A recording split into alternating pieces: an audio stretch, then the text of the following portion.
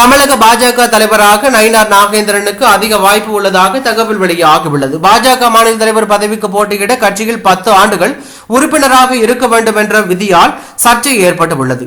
அண்ணாமலை, நயினார் நாகேந்திரன் இருவரும் பாஜகவில் உறுப்பினராகி 10 ஆண்டுகள் நிறைவடையவில்லை. அதிமுகவிலிருந்து விலகி பாஜகவில் இணைந்து 8 ஆண்டுகள் மட்டுமே ஆகும் நிலையில் நயினார் நாகேந்திரன் பாஜக மாநில தலைவர் பதவிக்கு போட்டியிடுவதில் சிக்கல் எழுந்துள்ளது. இந்நிலையில் திடீர் திருப்பமாக தமிழக பாஜக தலைவராக நயினார் நாகேந்திரனுக்கு அதிக வாய்ப்பு என தகவல் வெளியாகியுள்ளது. காரணம், நயினார் நாகேந்திரனுக்காக தேர்தல் விதிமுறைகள் தளர்த்தப்படுவதாக தகவல் வெளியாகியுள்ளது.